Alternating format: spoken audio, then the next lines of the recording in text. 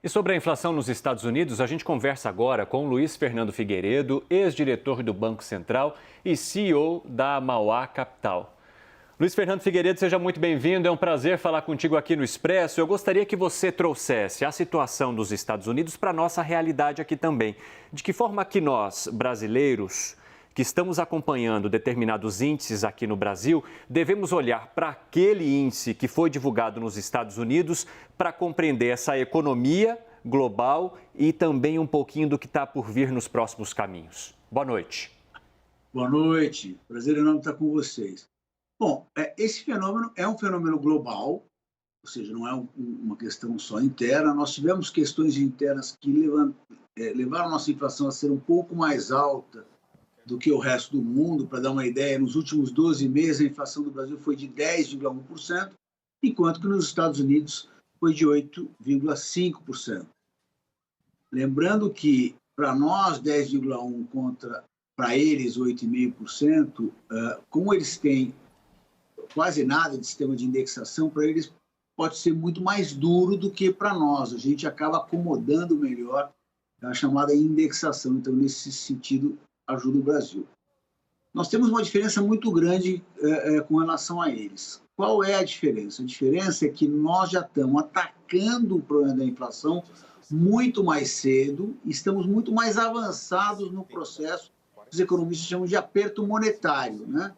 Então, você sobe os juros num nível bem acima da inflação que você vê para frente, e com isso você vai trazendo a inflação no tempo para baixo.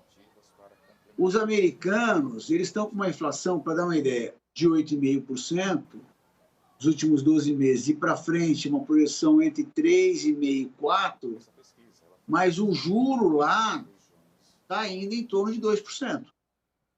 Então, nós estamos dizendo que eles estão muito atrás de chegar ao que é necessário para trazer a inflação para baixo.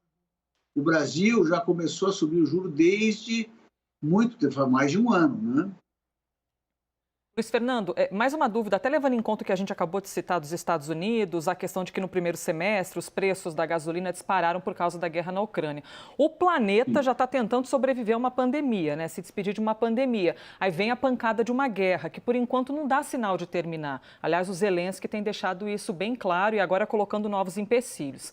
A gente pode olhar para frente de maneira esperançosa no que a gente pode se agarrar para compreender que essa inflação, não só nos Estados Unidos, mas aquilo que reflete aqui para o Brasil, pode começar a se despedir, a gente respirar um pouquinho melhor. Sabe aquela história? Primeiro você tem que fazer o diagnóstico correto, né? E demorou muito tempo para o mundo fazer o diagnóstico correto, né? Então, aquela história, para eu dar o remédio certo, eu preciso saber qual é a doença. Se eu não sei qual é a doença, eu vou dar o remédio errado. O mundo teimou em achar que o remédio era o que os economistas chamam de choque de oferta. Então, não tem muito o que fazer. Já a oferta se normaliza e a inflação cai. Doce ilusão. Na verdade, era um problema de excesso de demanda. Como é que você corrige excesso de demanda? Com outro remédio, que chama-se aperto monetário. É um aperto das condições do país, para o país crescer um pouco menos. Tem que esfriar um pouco a economia para as pessoas terem um pouco menor ímpeto de demandar produtos. Se você reduz isso, daí você equilibra a oferta e a demanda e os preços param de subir tanto, né?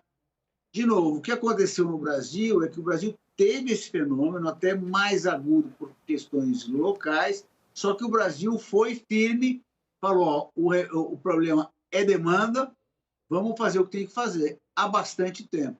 Não é à toa que faz 2 meses que os índices não param de surpreender para baixo no Brasil. Por quê? Porque simplesmente nós estamos muito mais avançados no processo. No caso dos Estados Unidos, esse índice foi o primeiro que foi uma surpresa que saiu hoje, foi o primeiro que foi uma surpresa realmente. Olha, pô, parece que a inflação não é esse dragão todo como vinha até agora, né? Sendo que isso é nos Estados Unidos, tem lugares do mundo que continuam surpreendendo, como, por exemplo, a Inglaterra. Então, o que eu diria é, hoje já chegamos a um realismo no mundo, o Brasil já tinha se antecipado muito a isso, mas já chegou um realismo no mundo de qual é o remédio que tem para tratar essa doença. E me parece que também a dosagem do remédio já está ficando mais apropriada. Por exemplo, se achava que o juro nos Estados Unidos ia até 2,5%. Hoje já se acha que ela vai ter que chegar a 4%, eventualmente um pouco mais que 4% a taxa de juros lá.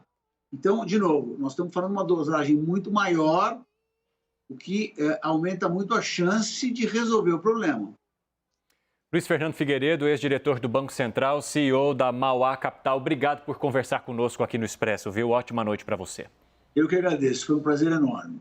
Até a próxima. Obrigada pela gentileza.